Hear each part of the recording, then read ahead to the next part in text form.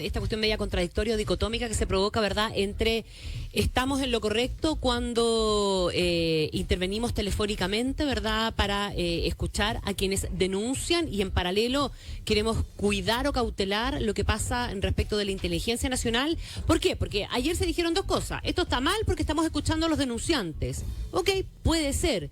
Esto está mal porque estamos filtrando informes de la inteligencia nacional hechas en el marco de lo legal, porque hubo aquí una autorización de un ministro de la Corte de Apelaciones. Mejor vamos a una de las fuentes, ¿verdad?, entendidas en este tema, y conversamos con Alberto Pérez de Chile Transparente. Alberto, ¿cómo estás tú? Muy buenos días. Hola, muy buenos días. ¿Qué tal?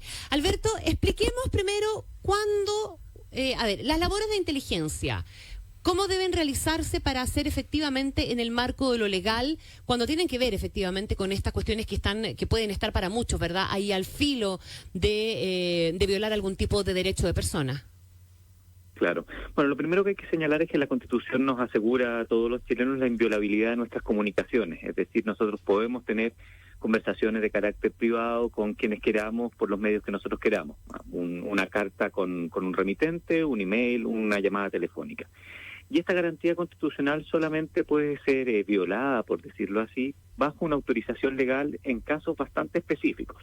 Uno de ellos, por ejemplo, son las investigaciones de narcotráfico, y otro caso es esta denominada ley de inteligencia, que permite que bajo una autorización judicial y dándose ciertos supuestos, es decir, que existe una grave amenaza para el Estado, una amenaza terrorista, un juez, que no es cualquier juez, un juez de la Corte de Apelaciones, dé una autorización para que ciertos teléfonos, por ejemplo, o ciertas comunicaciones puedan ser efectivamente interceptadas.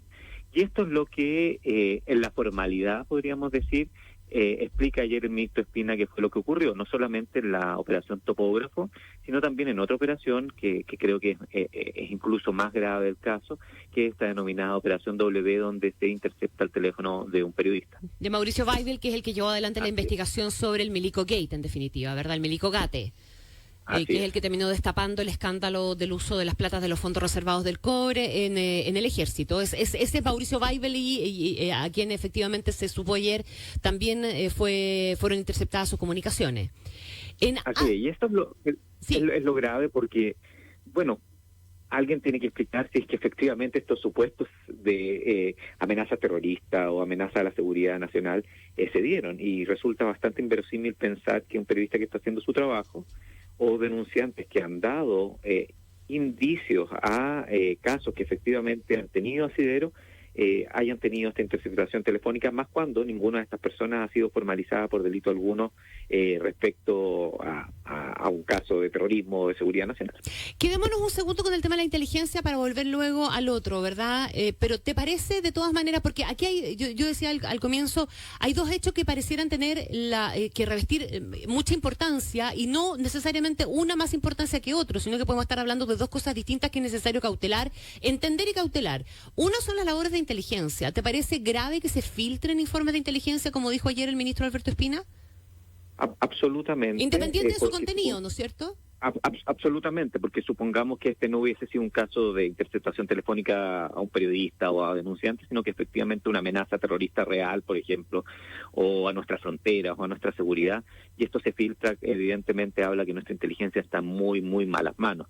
Y lo otro es la oportunidad en cuanto se filtra y quién lo filtra, y creo que ahí no debiese ser difícil, debido a que esta información la manejan pocas personas, bueno, ver de dónde vino esta filtración. Claramente ahí se tiene que ir con toda la firmeza de la ley, incluso esto tiene penas de cárcel, porque si hubiese un caso que afectara a la seguridad nacional, imagínate si esto fuera publicado o esta información la tuviera alguien. La inteligencia evidentemente tiene que funcionar Alberto, en el ámbito del secreto. Pero ¿te parece, ¿sí?, independiente del contenido o de la razón que haya motivado esa acción de inteligencia, ¿te parece que tiene mérito suficiente por sí solo, insisto, independiente de lo otro, el llevar adelante una investigación y el acusar gravedad en ese caso? Claro que sí, porque hay una violación evidentemente a secretos, y hay un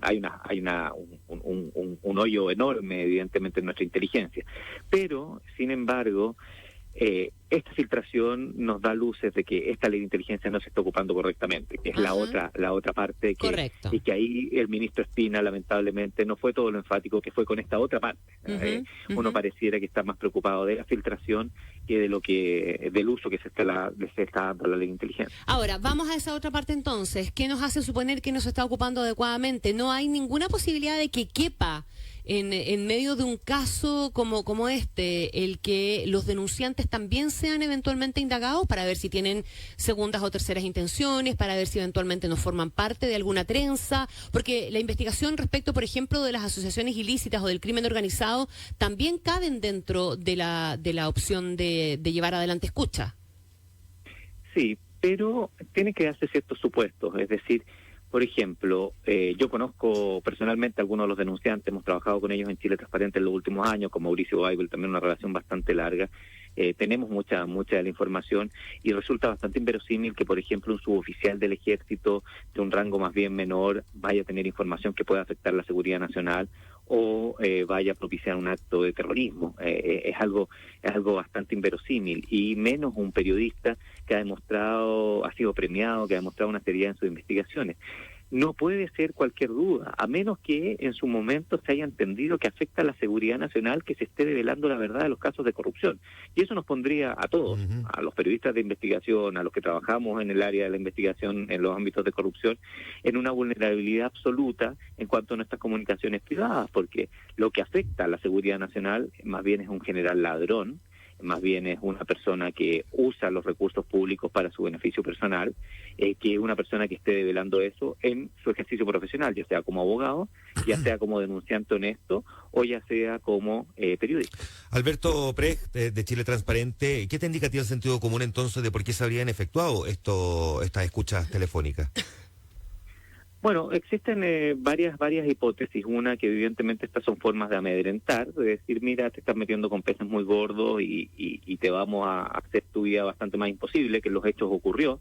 Estos militares han tenido problemas importantes en el crecimiento de sus carreras militares. Algunos de ellos han sido llevados a tribunales militares por tipos penales bastante extraños, como sedición.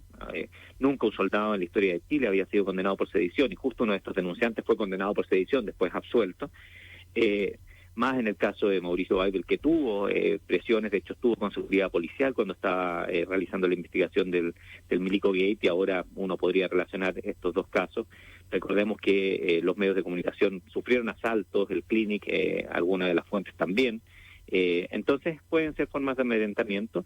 Y lo segundo también es una forma de control, de decir, mire, nosotros queremos controlar este caso para que efectivamente no llegue la sangre al río, cosa que es imposible y que más bien se basa en una mentalidad que no ha cambiado del todo, en creer que todavía las cosas los trapos sucios se pueden lavar en casa. Lo vemos con este caso, lo vemos con la respuesta ayer de los jesuitas, donde creer que finalmente el secreto y no la verdad, que es la que tiene que iluminar nuestras conductas, es la que tiene que salir a la luz.